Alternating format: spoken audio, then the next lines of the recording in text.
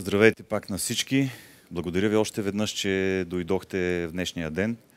Мисля, че днешния ден е много важен и за град Плевен, и за община Плевен, а и за цялата област. Надявам се да дадем добър пример и за цяла България. Отново ще се представя за тези от вас, които не ме познават и които не присъстваха на събитието, което беше на 11 септември. То беше само с инициативния комитет. Тези прекрасни хора, които виждате тук сред вас, по различни причини няма пак няколко човека, но той е толкова голям, че е нормално от 50 човека 4-5 да имат някакви затруднения и притеснения от социален и битов характер. Предишния път представихме този инициативен комитет. Днес откриваме кампанията за кмет за община Плевен, за която кандидат съм аз. И съм издигнат от тези прекрасни хора, които са инициативен комитет и почетен инициативен комитет. Аз им благодаря за тяхното доверие, за тяхната подкрепа, за това, че вярват в мен, че аз съм човека, който може да измъкне Плевен от последното място, на което се намира не само в България, ами и в цяла Европа, и то в всички показатели, за съжаление. По-подробно ще се спрем на отделните сфери на живота по-късно. Това, което исках да ви кажа накратко, е за мен няколко изречения. Казвам се Чавдар Попов. Роден съм в Плевен, баща ми е роден в Плевен. Имам 4 деца, които са родени и живеят в Плевен. Работя от 23 години в Плевенски районен съд. От 22 години съм съдия. Имам 1 година стаж като съдебен кандидат.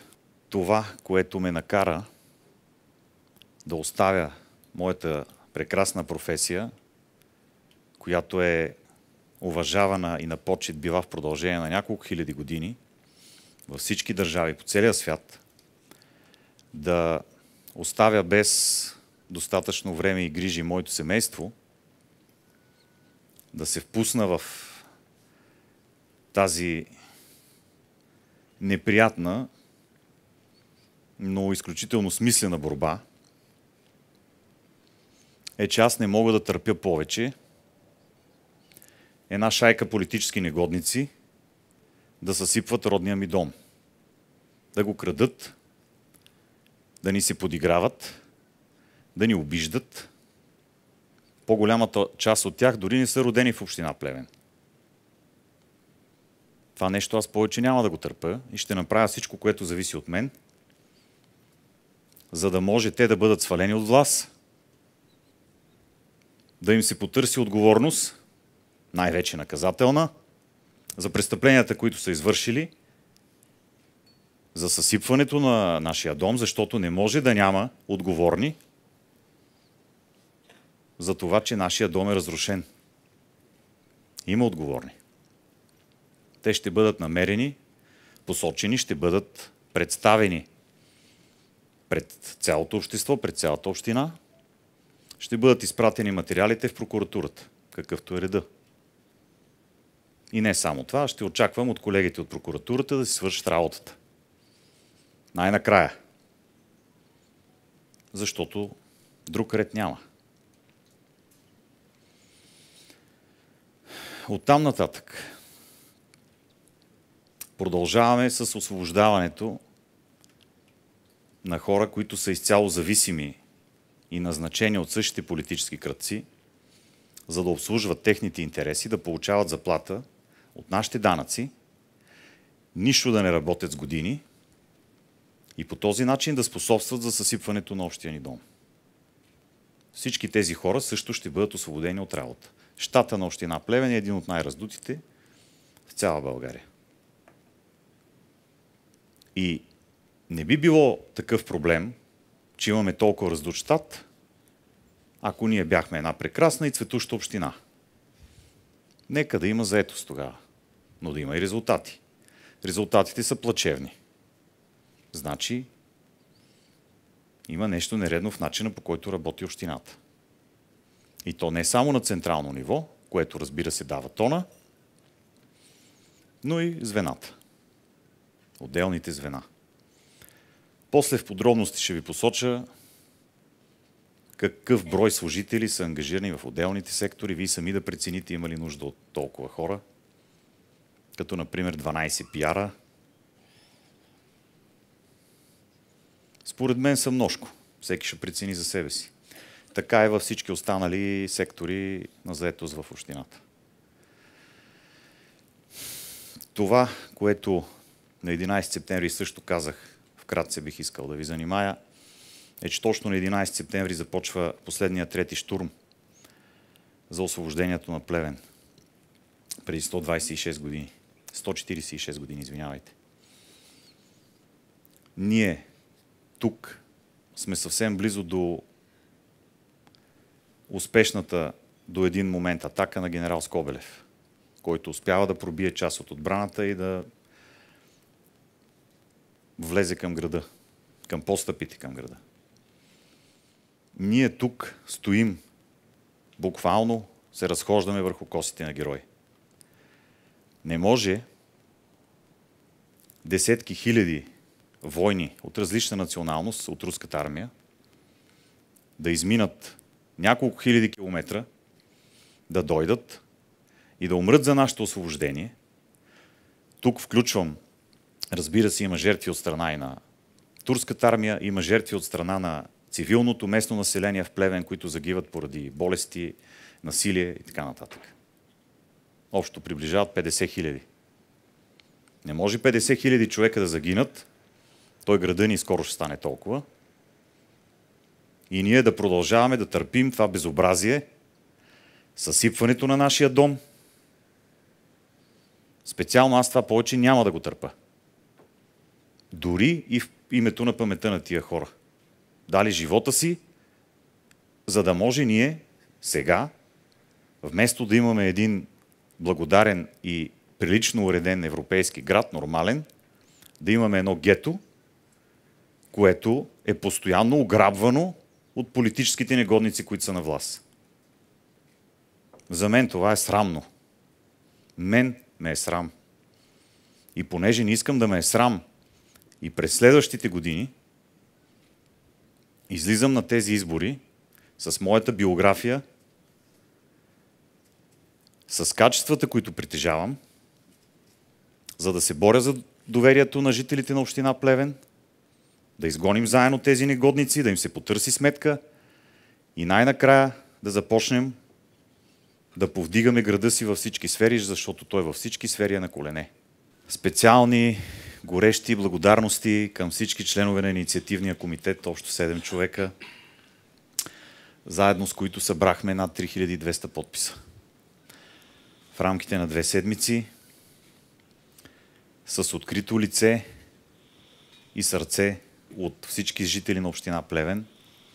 Това беше изключително труден и напрегнат период, но в същото време беше изключително обнадеждаващ за мен, когато виждаш как едни хора, които са лъгани, предавани с десетилетия от политическите безобразници, които живеят зле, социално-битово, да можеш на тези хора в рамките на 5-10 минути среща да им дадеш вяра, надежда, упование, да видиш как се озаряват лицата им, да видиш как се насълзяват очите им. Именно поради тази любов и подкрепа и на всички тук присъстващи от двата инициативни комитета и на всички хора, с които се срещнах и които сте сега тук, аз заявих на 11 септември нещо, което, разбира се, нашите журналисти изкривиха по начин, по който да настроят обществото срещу мен. Няма да успеят. Аз казах следното, че се чувствам победител и продължих, а те сложиха точка. Аз се чувствам вече победител, защото това, което имаме днес, това, което направихме на 11 септември, това, което направихме през тези 2 седмици с тия изключителни дами, инженер Дечев, това нещо не е правено никога в България до сега. Това нещо е без аналог в политическата история на България. Само ще вметна в скоби. Къде са журналистите? Те знаят, че ние сме тук, но ги няма. Защото това не е важно. Или защото имат други господари. Те си знаят. Тяхна работа. Слава Богу, сме в 21 век, 2023 година. Има и други начини, по които да стигна до хората. Това, което направихме е без аналог. И това, което имаме днес на 11 септември и през изминалите седмици, никой не може да ви го вземе и никой не може да ми го вземе. Затова аз казах, че се чувствам вече победител. Това за мен е най-важното, което сме постигнали до момента. То е факт. Никой не може да ни го вземе. И за това благодаря на плевенските медии, които се опитаха да настроят хората срещу мен. Вместо да кажат това изречение, което според мен е важно и силно, те предпочетоха да сложат точка с цел да накарат гражданите да така имат отрицателно отношение към мен. Благодаря им. Все пак. Искам да ви покажа хората, част от хората, тъй като не всички можаха да дойдат, да им благодаря отново. Лелю, Катя, благодаря ти. Моля аплодисменти. Лелю, Мери, благодаря ти.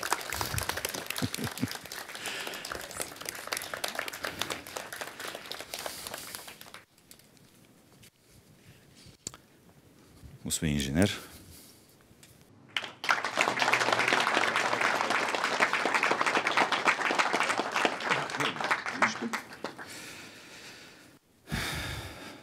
Извинявайте, но бях длъжен да благодаря на моя екип, който наистина положи извънредни усилия. Тези млади дами имат семейство, деца. По-възрастните дами съответно пък също положиха титанични усилия за тяхната възраст, за тяхното здраве. Нито един от тях не се огъна, нито един от тях не каза не мога в някакъв момент. Нито един от тях не каза няма да успеем. Наистина това са безценните неща в живота. А не постовете, не парите. Благодаря ви още веднъж. Благодаря и аз. Така или иначе стана въпрос сега за спорт от Ивайло Митков. Ще си позволя тази тема набързо да я развия. Плевен е може би най-трагичното място по отношение на спортни бази в цяла Европа, за съжаление. И за радост има изключителен брой страхотни шампиони и треньори, включително олимпийски шампиони. И множество световни, европейски, национални и така нататък. С цялото ми уважение към българския ген, който е единствено възможно при такива тежки условия да имаме шампиони, все пак мисля, че е повече от редно, след като са ни изпреварили доли някои села, които имат по-добри спортни бази от нас, да се обърне изключително така усилено и приоритетно внимание към подобряване на условията за всички видове спорт, които се практикуват в Плевен. Не става въпрос да се мисли само за футбол или само за баскетбол или само за шахмат, а за всички спортове, които се практикуват в момента в Плевен. Има школи, има деца, които искат да тренират и тренират. Било на аматьорско ниво, било на професионално ниво. В тая връзка, макар че то касае и спорт и образование, трябва да се вземат, разбира се, спешни мерки за всички училища, които нямат физкултурни салони. Това е също едно изключително безобразие и безхаберие, от което мен не само ме е срам, но ме е и гняв. Последният пример, който четох наскоро, беше за спечелено финансиране от община Дупница за реновиране на техния стадион на стойност 1,3 милиона лева. Няма значение, че става въпрос за футбол. Ние по отношение на футбола и стадионите ни по футбол сме в окаяно състояние.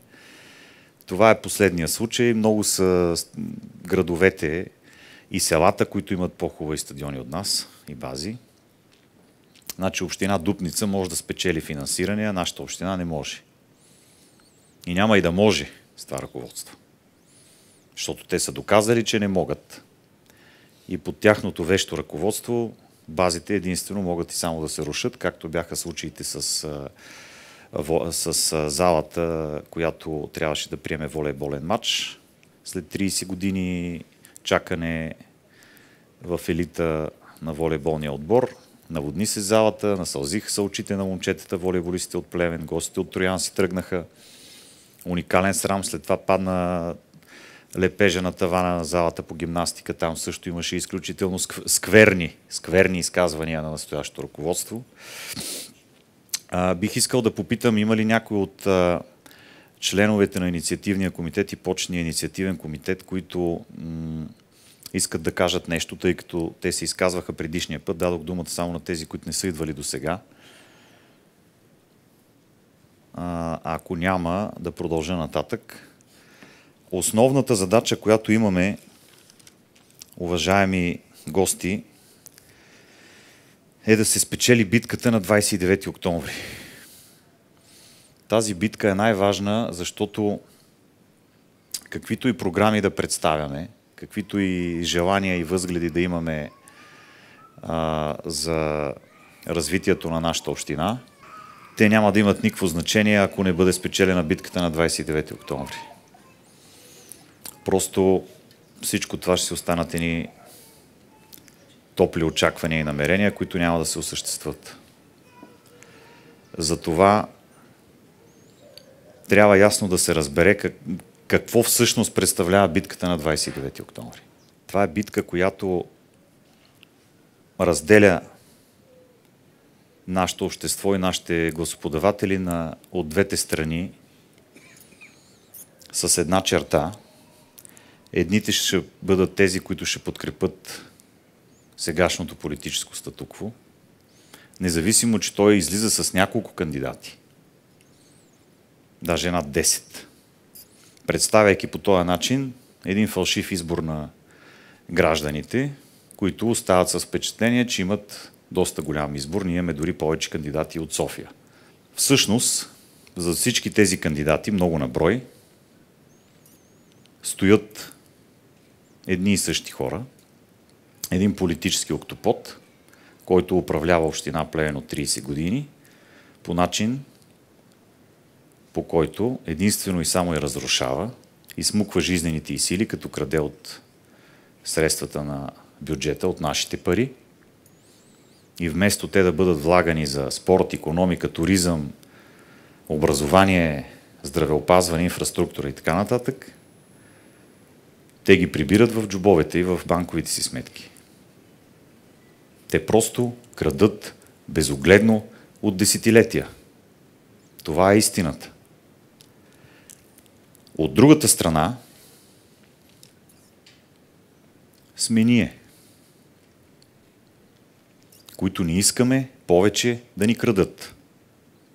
Не искаме да ни крадат парите, за да можем с тия пари да си оправим улиците, да си ремонтираме училищата, детските градини, дворовете им, да си оправим тротоарите, пешеходните пътеки, да ги осветим, да си оправим спортните бази и всички други сфери, които имат нужда от финансиране. Не само това, да бъдат изпълнявани съответните дейности наистина с честни и прозрачни търгове, които да ни приключват с един предварително известен победител, както приключват множество търгове в община Плевен. Защото аз дори служебно съм запознат каква е схемата за приключване на търговете. Ако има няколко участника, което е, те са постарали да има дори да няма желаещи, биват отстранявани тези, които не трябва да спечелят още преди самото състезание, поради нередовност на документи. И така, вместо да има състезания между оферти, което е същността и смисъла на търговете, един предизвестен победител просто слиза по стълбичката без напрежение, взима торбата с парите, която плащаме всички ние с данъците си, и трябва да изпълни поръчката по начин, по който средно около 50% от тази поръчка се краде като сума пари.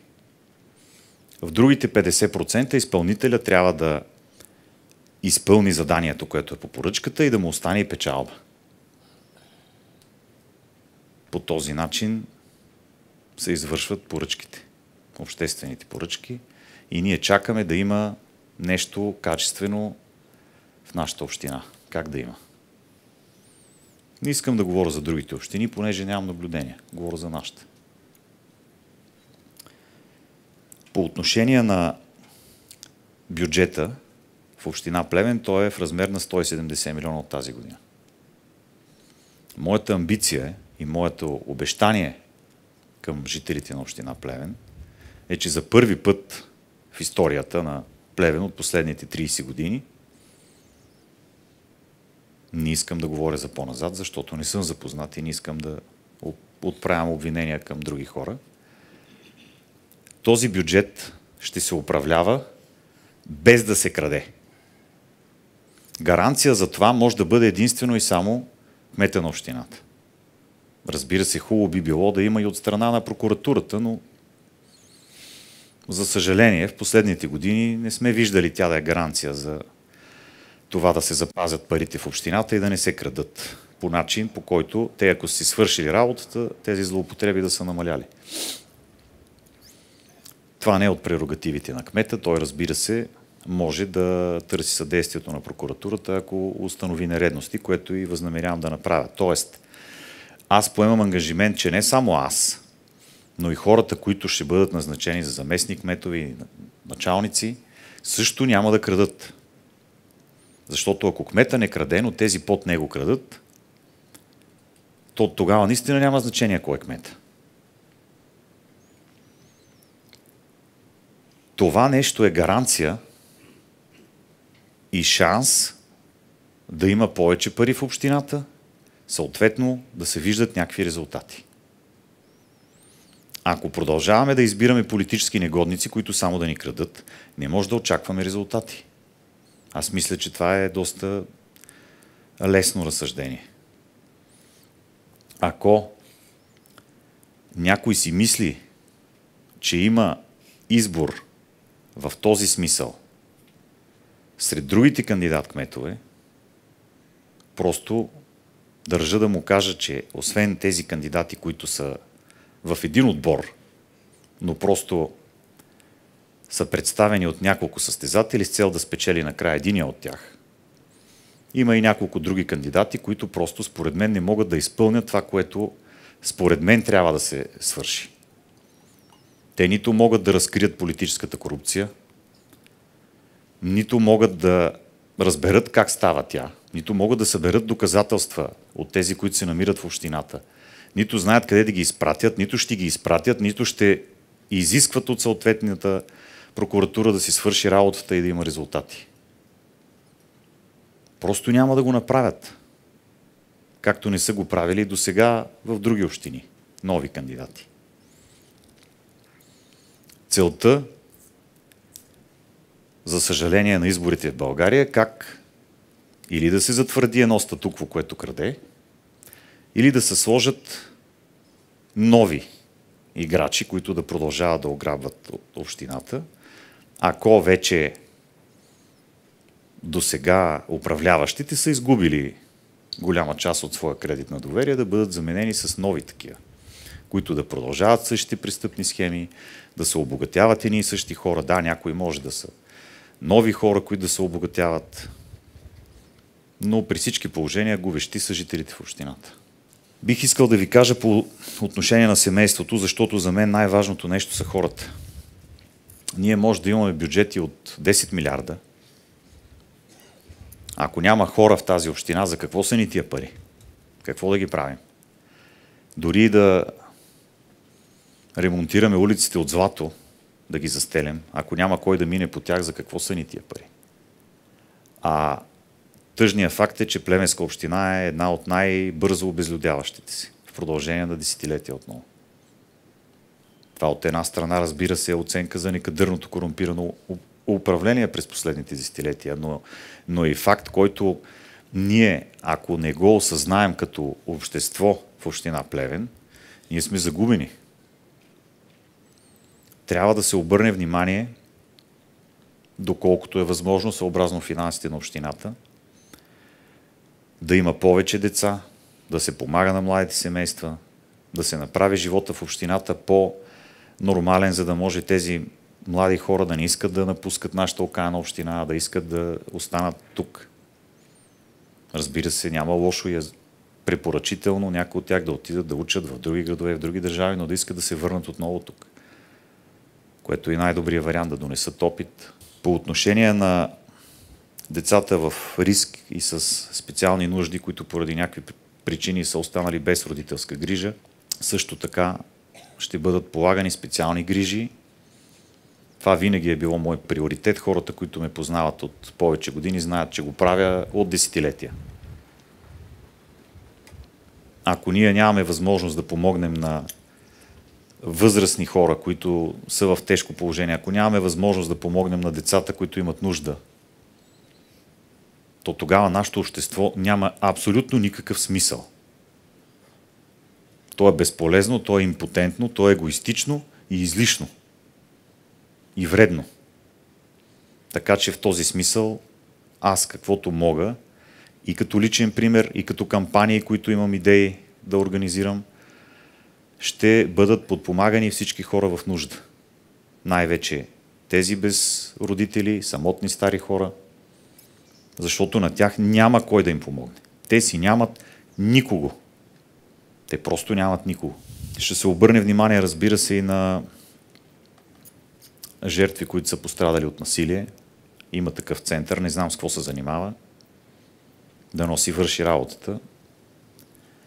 Но отново с личен пример, с ангажираност, каквото зависи от мен, ще направя и като кампании, и като финансов ресурс, ако е необходимо, то винаги е необходимо, да може един такъв център наистина да бъде работещ, да бъде притегателно място за хора, които имат нужда. Знаем, че за съжаление в нашето общество има такава нужда и то голяма. Казвам го с болка. По отношение на храната в детските заведения, наскоро разбрах информация, която разбира се може да не е вярна, но със сигурност е нещо подобно, че ако имаме 3 лева и 50 стотинки или 70 храноден порцион за децата, реално храната, която достига до тях е за 2,50. Другото се краде. Както във всички други сфери, разбира се. Докато бяхме в Сторгозия, при мен дойде учителка в детска градина с своя съпруг, със своите деца. Тя ми заяви, че храната на децата не им достига и те остават гладни. Това ми каза тя. Ако ние не можем да нахраним нашите деца и крадем от тяхната храна, що за позор е това? За мен това е позор. Мен ме е срам. Фирмата изпълнител май е била от София, разбира се. Както и много други изпълнители на санирания, на най-сладките поръчки, на най-дебелите. За да може да си гарантираме политическо дълголетие. Това е причината.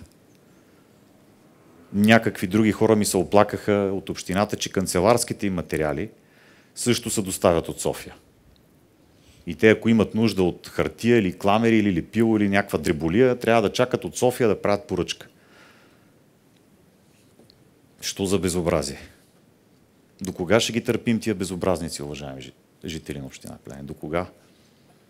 Тяхното нахалство, безочие и наглост край нямат. По отношение на един въпрос, един проблем, който постави пред мен на директора на Васил Левски, тя си тръгна Таня Тонева, от нея, но им ще го споделя с вас. Има възможност за медицинско лице само в училища над 800 деца. Това означава, че училищата, които са под 800 деца, нямат възможност да имат постоянно, ежедневно присъствие на медицинско лице, а имат 1 или 2 пъти в седмицата или нещо там. Играем на руска рулетка. Тоест, има деца, които имат проблеми с инсулин, може да стане сблъсък. Всичко се случва, това са деца. По някой път лекарите най-добре ще кажат, всяка минута, две са фатални. Докато дойде бърза помощ, компетентна медицинска и така нататък. Значи общината има възможност и е трябвало да намери финансиране и да осигури на всички училища да има такова медицинско лице, защото това е за здравето и живота на нашите деца. Кое е по-важно за тези негодници от здравето и живота на нашите деца в училищата в община Плевен? Много ми е интересно. Аз ще направя така, че във всяко учебно заведение, независимо с колко деца е, да има медицинско лице. Аз не знам как би се посрещнала новина, че каквито за съжаление виждаме в цялата страна, и то твърде често за мен, починало дете вследствие на сблъсък, вследствие на някакъв здравословен проблем, няма медицинско лице, чакат са линейки. Толкова много деца ли имаме и толкова ли са ни излишни, че имаме такова отношение към тях в случая от местната администрация? По отношение на дворовете на детските градини, оставяме настрани ремонтите, които са извършени. Всъщност няма да ги оставим настрани. Бяха извършени ремонти в редица детски градини. Начинът, по който са извършвани, ще бъде, разбира се, проверен. Защото той е по същия начин. Около 50% от цената да се извърши каквото има. Пишат са едни материали, слагат са по-евтини, за да може да дойдем в тая цена. Да има да остане да се открадне. Разговарял съм с човек, който е участвал в такива търгове, изпълнявал е до един момент поръчки преди години и нещата, които ми е разказвал, са страховити. В детски пак заведения се слагат най-евтините китайски части, примерно във ВиК инсталации, които, казва, могат да се спукат всеки един момент, да залеят дете с вряла вода и така нататък. Пълни безобразници. Това нещо първо трябва да бъде проверено, където бъдат констатирани престъпления, ще има съответните проблеми за хората, които са го допуснали, хората, които са взели пари, всичко, което може да се докаже. За в бъдеще, ако зависи от мен, такива ремонти няма да има, в които да се краде. Всеки един лев, всяка една стотинка ще бъдат влагани по предназначение в интерес на гражданите на общината и на нейната инфраструктура. И затова ви казвам пак, има хора, които ще се спрат по-нататък и на въпроса с общинските съветници. Има така доброжелатели в кавички, които се опитват да настроят гражданите срещу моята кандидатура, като казват, че един кмет без общински съветници нищо не може да направи. Съмнявам се, че и те, пък и повечето от кандидат-кметовете въобще знаят какви са правомощията на кмета на общината. Но това е друга тема. Това, което искам да ви кажа и да запомните много ясно от мен, е следното. И то много добре се знае от политическите негодници и затова тяхната борба срещу мен е обща, срещу нас е обща. И те са съюзници в момента, макар че играят с много кандидатури. Не може да се краде от общината, ако кмета също не е крадец. Просто не може. Независимо какви компетентности има кмета и какви решения гласува Общинския съвет. Ако кмета е зло куче, което пази парите на община Плевен, няма начин да се краде. Просто няма как той да не знае. Или ако не знае днес, ще разбере утре и ще предприеме съответните действия. И за това е много важно кмета да е човек, който няма да позволява да се краде. Това няма никаква връзка нито с партии, нито с нищо друго. Аз си се отнася само към личността на съответния кандидат. Дали той идва на този пост да краде, или идва на този пост, за да се спрат кражбите. Общинския съвет също така ще помоля жителите на община Плевен да премислят по няколко пъти преди да дадат гласа си за общински съветници. В тая връзка искам да помоля всички жители на община Плевен да се поинтересуват Кога са чули за последните, примерно, 10 години недоволство от някой общински съветник, които са от множество партии, много партии, срещу дадена политика в община Плевен или даден казус в община Плевен? Или конкретно личността на кмета. Може да не е личността на кмета, заместник кмет, някакъв началник на отдел. Аз нямам такъв спомен, може би аз съм пропуснал. Ако някой от тези съветници бъде така добър да ме опровергае, да покаже негово интервю, негова позиция, в която той казва: като общински съветник имам достъп до информация, до редица неща, констатирах нередна практика или нещо друго нередно, което се случва в община Плевен. Значи ние сме най-окаяната община, в същото време всички са доволни от управляващите. Говоря за Общинския съвет. Няма недоволни, няма опозиция, всички са доволни. Защо?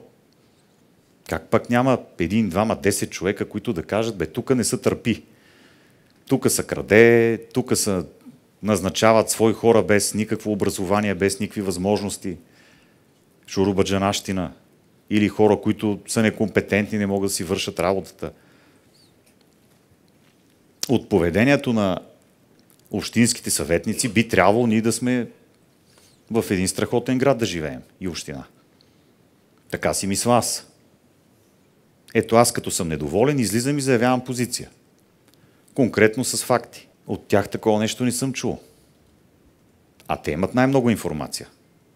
Жителите на общината имат по-малко информация от всеки един от тях. Те са там постоянно и знаят всичко. Повярвайте ми, те знаят всичко. И тишина. Дори на изборите сега ги слушайте внимателно. Как се отнасят един към друг. Тая завера и тая омерта трябва да приключи. Разгледайте внимателно общинските съветници, които са досега. Разгледайте ги внимателно. Това е апела ми към всички жители на общината, които имат право на глас. Помислете добре дали те трябва да присъстват в следващия общински съвет. Или трябва да се даде път на нови хора, които не са имали досег с корупцията. Не казвам, че те са корумпирани всичките. Напротив. Сигурно има и такива, които не са. Но те са имали досег, чули са нещо, разбрали са нещо и са си мълчали. Трябва ли човек, който си мълчи за нередностите в общината, да бъде избран за общински съветник? Жителите на общината ще решат. За да продължа към доброжелателите, които твърдят, че няма да имам подкрепа в Общинския съвет, заявявам, че има 3 партии, които ще ме подкрепят, няма да издигат кандидати за кметове и техните номера ще бъдат обявени съвсем скоро, за да могат жителите на община Плевен, които желаят да подкрепят мен като кандидат за кмет, а ако искат да има и общински съвет, който също ще се грижи и ще ми помага в това да не се краде, да си изберат една от тези 3 партии. Може да станат и 4. Може да станат и 5. Те със сигурност ще бъдат такива, които не са управлявали до момента община Плевен. Със сигурност. Мой апел към жителите на община Плевен в този смисъл е да се поинтересуват кои са тези партии. Някои от тях вече са се обозначили, други ще се обозначат съвсем скоро. Аз също ще ги обявя като имена и като номера, за да може да влязат в Общинския съвет млади, свестни хора, които искат да се помага на общината и да не се краде. Нямаме по-важен избор на 29 октомври, освен този. От едната страна крадците и кандидат крадците, защото те са 2 групи. От другата страна сме ние, които искаме да не се краде. Аз, хората от инициативния комитет, вие, които сте дошли тук, надявам се по-голямата част от жителите на община Плевен и тези партии с нови чисти хора, които не са крали до сега от бюджета на община Плевен. Аз мисля, че имаме достатъчно добро работещо решение за 29 октомври. Повече от това не ни е нужно.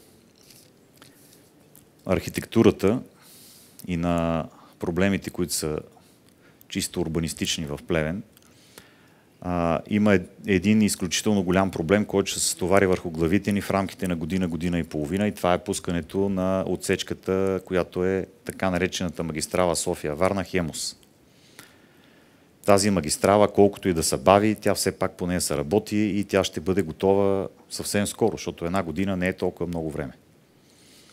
В същото време нашите политически негодници, най-вече в местната власт, пък и в централната, разбира се, не предприемат никакви действия в посока на това ние да имаме изграден обходен път на юг. Това означава след година, година и половина пълна катастрофа за нас, когато се пуснем тази магистрала. Пълна катастрофа, която ще се случи в нашия град. Но понеже на политическите негодници децата им живеят или в София, или на други места, тях това не ги интересува. Тя ги интересува каквото могат да откраднат от общинския бюджет. Аз не знам дали ще имаме възможност в рамките на една година да се изгради този път. Най-вероятно няма да имаме, тъй като това е нещо, което се прави с години. До сега няколко години бяха загубени в приказки. Лилав вариант, син вариант, оранжев вариант, жълт вариант и нищо. А магистралата идва. По отношение на пешеходните пътеки, аз мисля, че в целия град пешеходните пътеки трябва да бъдат повдигнати, боядисани с боя, която не е крадлива като сегашната. Под крадлива имам предвид такава, която се изтрива за 2 часа. И да бъдат осветени. След като ние като общество не можем да накараме отделни наши представители да управляват моторните превозни средства по начин, по който ги задължава закона и да отдават предимство на пешеходни пътеки, за цяла България това зависи, но в момента говорим за община Плевен. Трябва да бъде взето решение, което със сигурност не е от най-приятните за другите водачи на моторни превозни средства, които спазват закона. Но най-важно е да се запази здравето и живота на жителите на общината и най-вече на нашите деца. За съжаление не ми достигнаха 2 месеца, за да може да чрез едно такова действие да помогна и да спаса здравето на моята племеница, която беше ударена на пешеходна пътека. Хората, които са близо до мен, знаят, че аз това нещо го говоря и съм го решил от месеци да се направи. Не ми стигна времето, но това нещо ще бъде направено. Тези състезания, които се правят или самоволни изцепки на младежите след 23 часа, след 00 часа, това форсиране на двигатели и тая лудница приключва. След като няма желание за съдействие от страна на МВР, защото то явно няма, ако имаше, това нямаше да се случва, общината ще направи това, което може. Когато имаш повдигнати пешеходни пътеки през 20, 50, 100 метра, варианта със състезанието отпада от само себе си. И за да не излезе, че нещо имам против младите хора, ще направя всичко възможно да се направят съответните писти или от каквото имат нужда в страни от града, където те да си карат както желаят. Никой няма намерение да ги ограничава в това отношение, но града, там където се придвижват хора, не е място, където се извършват такива младежки инициативи и активности. И за съжаление и в други градове има усъкатени хора, загинали хора от тези младежки простоти, необмислени. По отношение на зелената вълна, предполагам, че повечето хора знаят какво значи зелена вълна. Това е така да се регулира движението в Плевен, че по най-натоварените улици, където е най-големия поток от МПС-та, да бъде така регулирана светофарната система, че да могат те възможно най-дълго и най-бързо да се изнасят. В Плевен такова нещо не съм виждал, откакто съм се родил. Как пък не случихме на един човек там в тая община, който да го помисли това нещо да се погрижи? Толкова ли е сложно, това се прави в много други градове. Голямо безхаберие, голямо чудо. Това пък нито пари иска, нито нищо особено. Иска малко грижа, малко внимание, малко желание. Те и толкова нямат. Това не иска пари. За съжаление, трябва да се поставят и тоалетни на доста места, и в града, и в крайъка, защото нямаме. Имаме една идея с моите другари от архитектурния екип за разтоварване на трафика, който е в Плевен, чрез отваряне на пътен участък по улица Заменхов или Заменхов, да не се объркам, да ме прощава. Става въпрос само за пикови часове. Има, според мен, решение, което може да облегчи трафика в тези пикови часове. И това е единственото място, както сме обсъждали с тях, къде това нещо може да се случи. Разбира се, това е идея, която ще бъде обект на публична дискусия. Ще бъдат изслушани гражданите, обществото. Със сигурност ще има хора, които ще бъдат против. Пак казвам, за мен пешеходната зона също е много важна. Но в момента, поради състоянието на така наречената стара главна, която е все едно след бомбардировки, аз лично мисля, че няма голям наплив за преминаване от зоната до театъра, от зоната под театъра за пешеходни разходки. Както беше преди 20 или 30 години. Въпреки това, пак казвам, моята цел не е да се разрушава пешеходната зона. Напротив, това е едно богатство за Плевен. В същото време, мисля, че трябва да се помисли върху тази идея и ако има достатъчно съгласие и техническа възможност, тя да бъде осъществена. По отношение на ПУП-а на Плевен, който наскоро беше възложен, изготвен, приет, то е една трагедия и пълна катастрофа. Сега започва да си го променят на парче, но понеже това е тема, която повечето хора им е по-далечна, няма да влизам в детайли. Имаме една идея с другарите от архитектурния екип за облегчаване на трафика от Строгозия. Всички знаете, че след урбанистичното престъпление, което се извърши с застрояването на в момента 3 сгради големи се строят до колелото до Шел, там вече изчезва възможността за подпомагане на трафика по какъвто и да е начин. И тук на тези разбирачи в кавички, които ще кажат, че терените са частна собственост, искам да им кажа, че общината можеше да ги закупи от собствениците. Те са ги купили с цел търговия. И ако общината мислеше за своите граждани и жители да подобри живота им, можеше да ги закупи.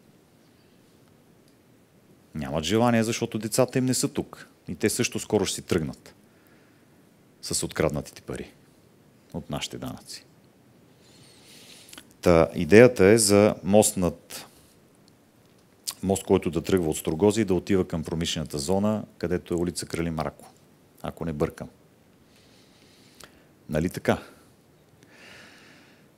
Тук идеята е, тъй като голяма част от хората в Строгозия или една част, да не казваме голяма, работят точно в тази зона, да имат възможност по такъв път да преминават без да влизат в колелото, да правят те по-голямо задръстване, да чакат другите хора от задръстването, да имат възможност да преминават директно към работните си места, съответно да се връщат после в пиковите часове.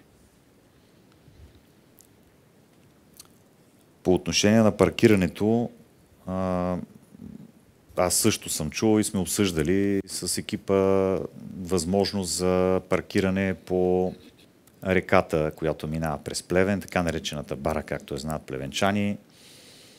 Има, разбира се, опасност, която специалисти ще кажат доколко е голяма, с така наречената 100-годишна вълна.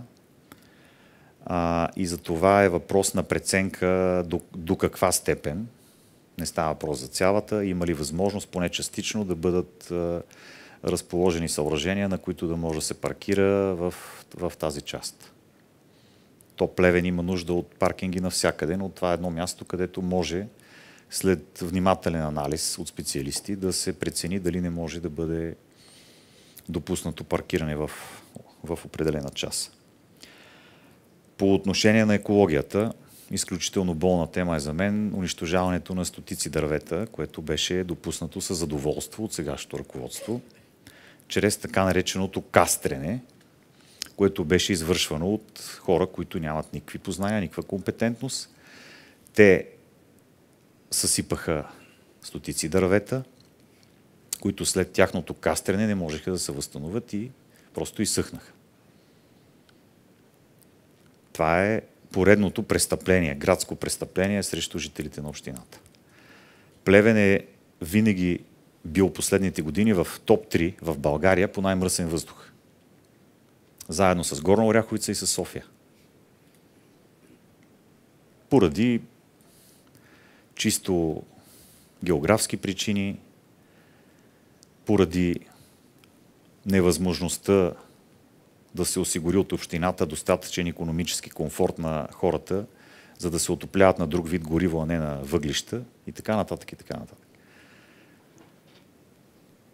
Има в тази връзка една програма, по която общината какво прави, не знам, за преминаване от твърдо гориво към други варианти на отопление. Ще бъде проверено и това нещо. Сигурно и като всички други сфери. Много ми е болно за тези дървета, защото на тяхно място не бяха засадени нови. На повечето места си стоят така пъновете на отрязаните дървета. Задължително ще бъде нает в общината арборист. Това е лице, което е завършило висше образование и знае как трябва да се третират дърветата в градска среда. А не хора, които са в повечето случаи, може би без образование, които са с едни резачки, минават и режат на така наречения пирон, наголо, до ствол, вследствие на което повечето дървесни видове умират, а тези, които не умират, им се съкращава живота. С една трета, с една втора. И те ще умрат 2 пъти по-бързо от това, което биха умряли, ако не ги беше докоснала общинската грижа. По отношение на спорта, говорихме, намекнахме някои неща. Мисля, че за всички, които ме познават, а тези, които не ме познават, могат да проверят, не би следвало да има съмнение кой от кандидатите реално познава проблемите на спорта и би направил най-много в това отношение. Самия аз практикувам 4 вида спорт от 40 години. До настоящия момент. Нека другите кандидати да кажат какво спортуват, от кога до кога. На мен лично ще ми бъде безинтересно, защото ги виждам. Но нека споделят с другите избиратели, за да могат да се ориентират. Спортът е едно от най-важните неща за всеки човек, според мен. Не само заради ползите, които има чисто здравословно върху организма на хората. Единствено и само чрез спорта, най-вече, да не единствено и само, но най-вече чрез спорта ние можем да държим нашите деца в страни от пътя на наркотиците, безделието, пиянството, вандалските прояви. Защото спортът учи на честност, на дисциплина, на воля, на упоритост, на твърдост, на благородство, на взаимопомощ. Затова спортът трябва и ще бъде приоритет на община Плевен. По отношение на социалната политика казахме някои неща. Бих искал да споделя с вас и твърдата ми решимост да се обърне внимание и на проблема с използването на наркотични вещества. Това е още един въпрос, по който другите кандидати няма да чуете нищо. Било, защото нямат познания, било, защото не ги интересува тая тема. Последните години съм бил в доста училища, гостуващ лектор, за да беседваме с учениците по въпросите, свързани с употребата на наркотици, алкохол, цигари и други вредни вещества. Тук, разбира се, голямо значение има и полицията, и прокуратурата за превенция, за противодействие, за наказване на хората, които извършват престъпления в това отношение. Но най-голямата превенция се състои в нас, като родители, като общество. Ние сме тези, които трябва първи да помогнем на нашите деца, да им покажем кой е правилният, кой е здравия път, по който те да вървят. А не да чакаме да бъдат наказвани хората, които им продават тия вещества. Ако те не искат да ги купуват, тези, които ги продават, няма да ги продават повече. Разбира се, трябва да се работи във всички сфери, включително и в наказателната, но превенцията е най-важна.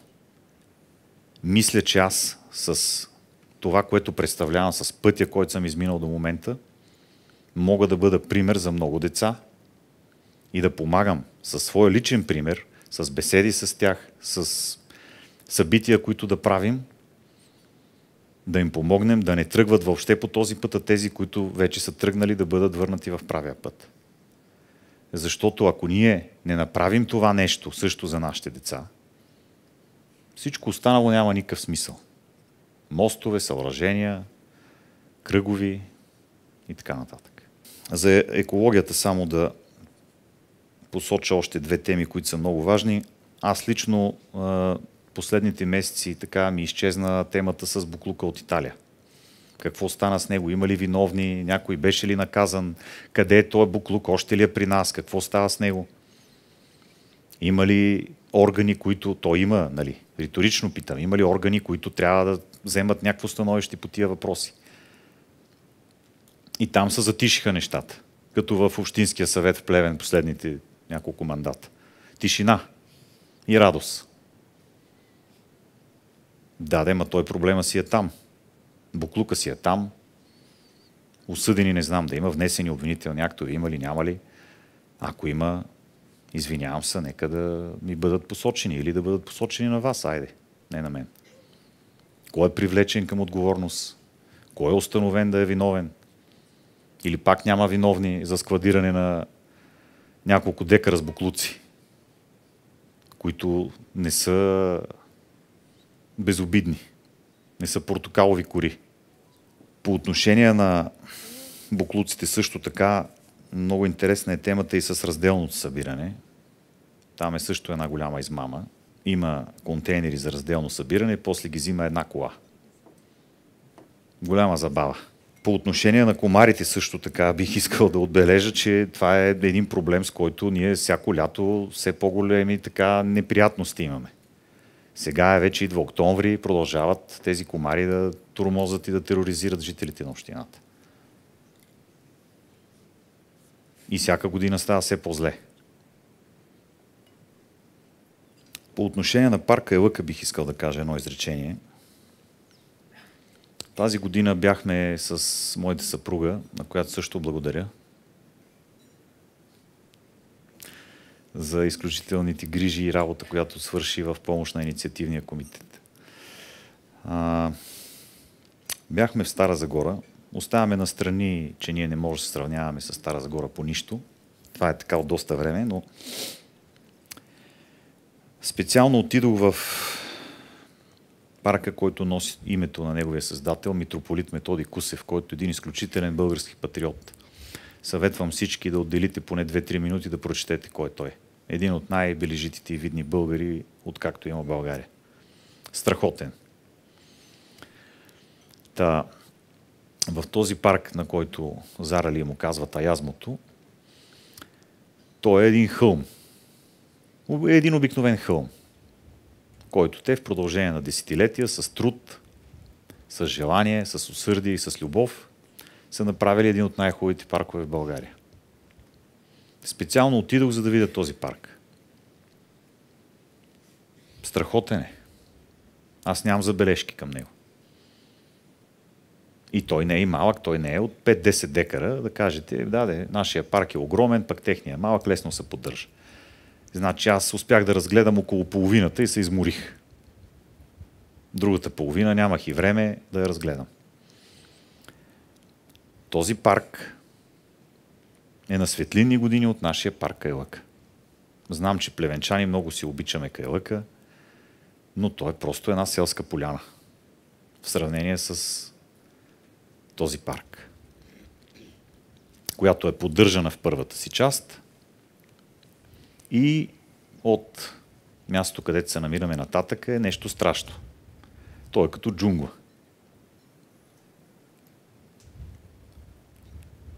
Аз бих искал един ден, не знам кога ще може да стане това нещо, нашия парк, който е природна даденост, той не е един гол хълм, той може да стане нещо невероятно. Поне малко да заприлича на този парк в Стара Загора. Защото той в момента по нищо не прилича. Там паркът е просто на европейско ниво. По същия начин е и зоологическата им градина. Тя няма нищо общо с нашия концлагер, в който се измъчват животни. В същото време, съобразно щатното разписание на община Плевен, там работят 22 човека. Какво работят, не знам.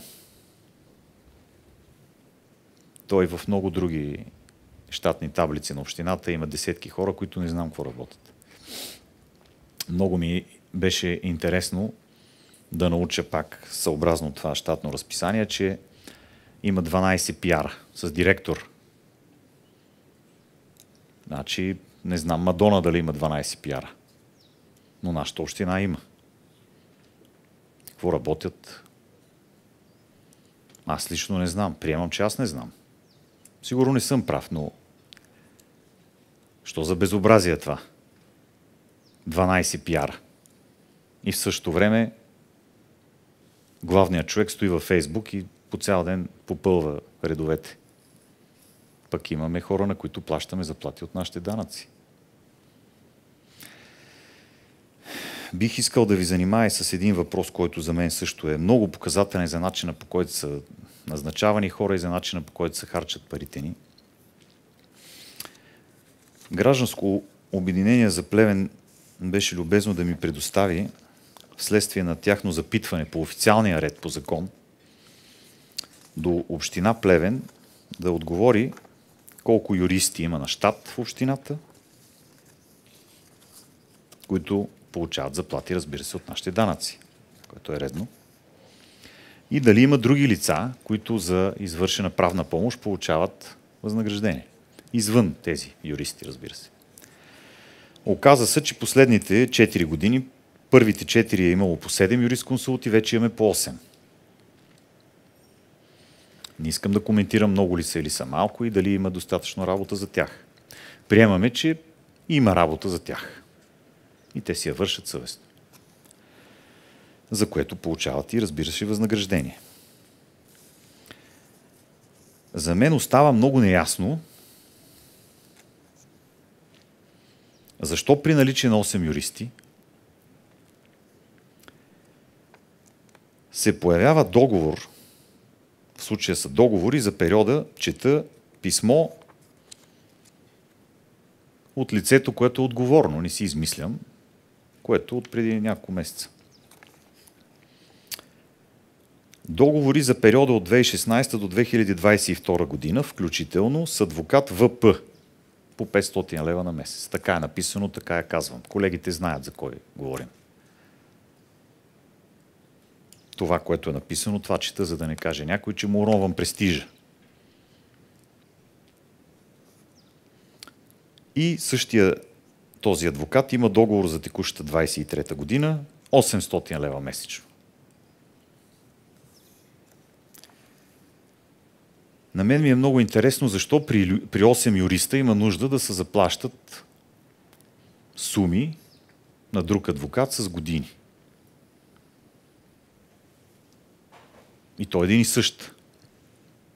Ако приемем, че има някакво дело, което има нужда от някаква специална компетентност, която 8-те юристи в общината не притежават, може би могло да бъде воден разговор, дали е необходимо да се получи допълнителна правна помощ от колега адвокат, било от Плевен, било извън Плевен, да се потърси съответния специалист, който да бъде най-адекватен за проблема, който трябва да се реши и за който нашите юрисконсулти нямат такава компетентност. Това може да се случи за определено дело, с определен човек. Тук обаче излиза, че ние имаме един адвокат, който е специалист по всички видове дела, по-добър е от тези 8 юрисконсулти. В същото време не е нает на работа, като юрисконсулт, като е толкова ценен и компетентен, да си работи в общината, щом има желание и щом има желание от ръководството да го наеме, а получава суми, за да върши работата, която всъщност трябва да вършат тези 8 юрисконсулти. Продължаваме с по-интересната част. Да не се окаже, че този същия колега адвокат е член на инициативен комитет на един от кандидатите. Защото май така ще се окаже. Това какво е? Оставям жителите на община Плевен да си отговорят на това въпрос.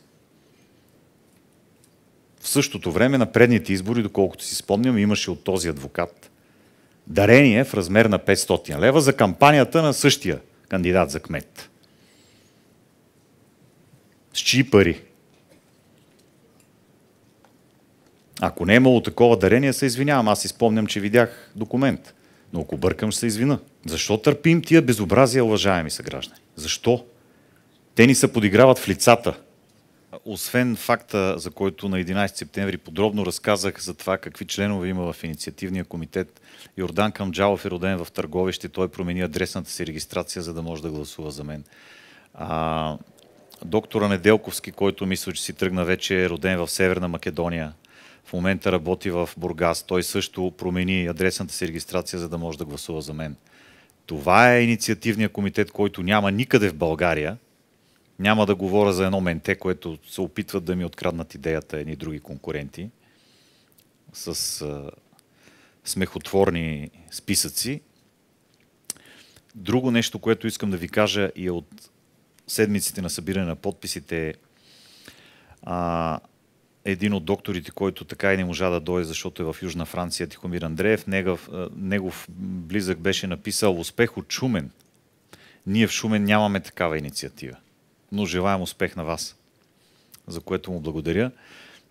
Един възрастен господин, който се подписа в подписката в Кайлъка, ми каза, че неговите деца от Ню Йорк са го помолили да дойде, да се подпише той и колкото може хора да привлече да дойдат да се подпишат. Неговите деца, които за съжаление вместо в Плевен живеят в Ню Йорк, са разбрали за тази наша борба и имаме подкрепа и от Ню Йорк. Ето това нещо няма да има в другите инициативни комитети и в другите кандидати.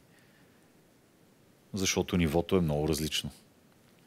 Това, което искам аз да направим, е да повдигнем нивото в Плевенска община във всички сфери, доколкото можем. Доколкото можем.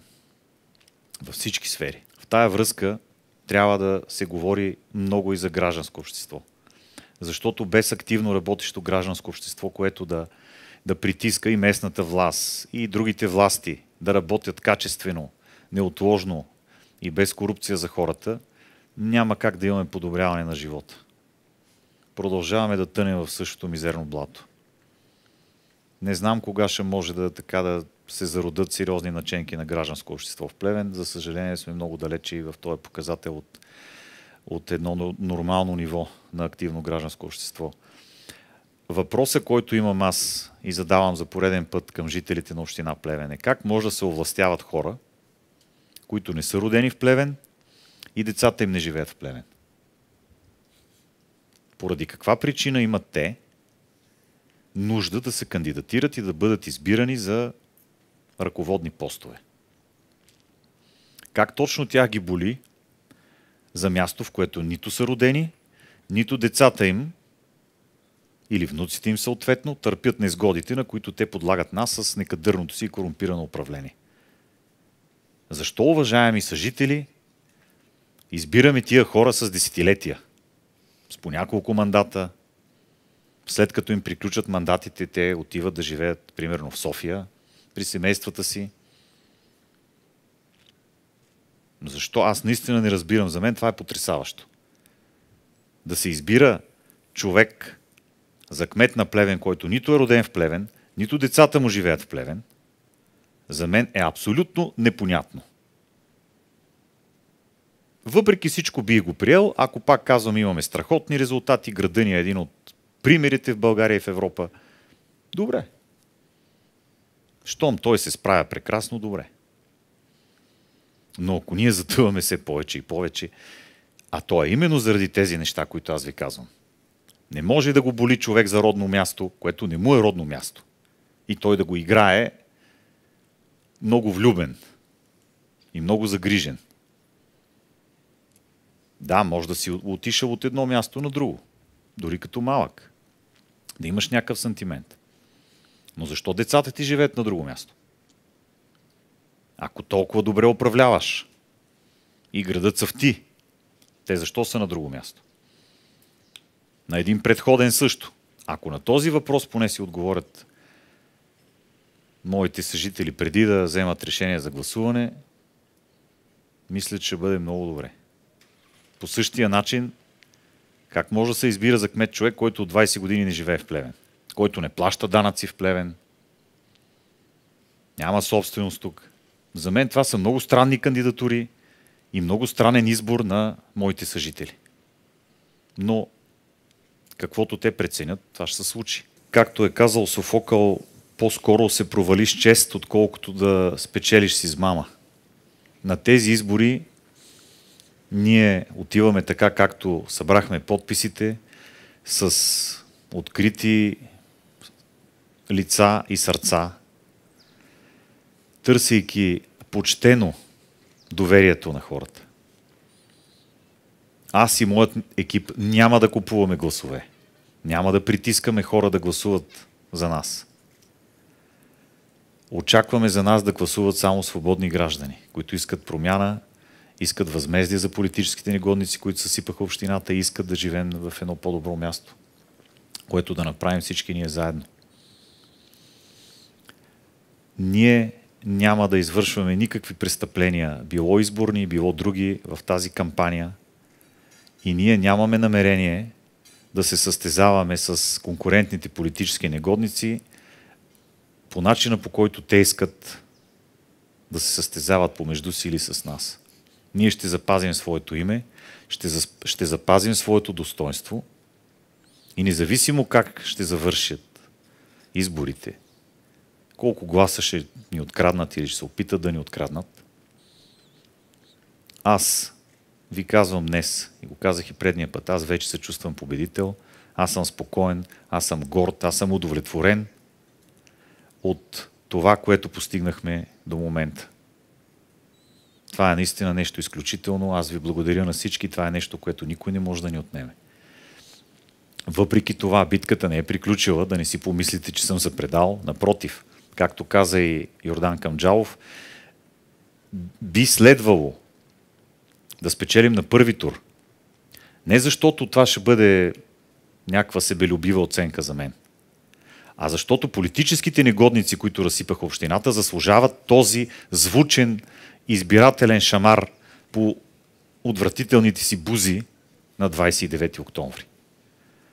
Именно заради тяхното поведение те трябва да бъдат наказани с загуба още на първи тур, а не да им се дава възможност на втори тур да се обединяват срещу мен, да почват да извършват изборни престъпления и да се опитват да откраднат нашата победа и вота на хората, да го откраднат в свой личен корпоративен интерес.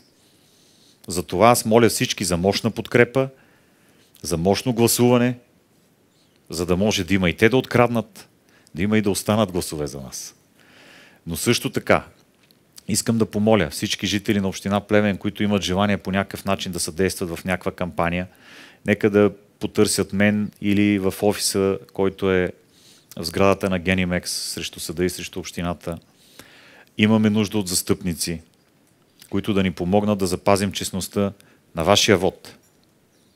Моля всеки, който има възможност и желание по някакъв начин да ни помогне в тази неравна борба, защото тя наистина е много неравна, както ви поясних преди малко, нека да се обади да разговаряме, да видим кой с какво може да бъде полезен, защото винаги има нужда от съюзници, когато армията срещу теб е по-многобройна, по-организирана, работеща с нечисти методи, престъпни на моменти.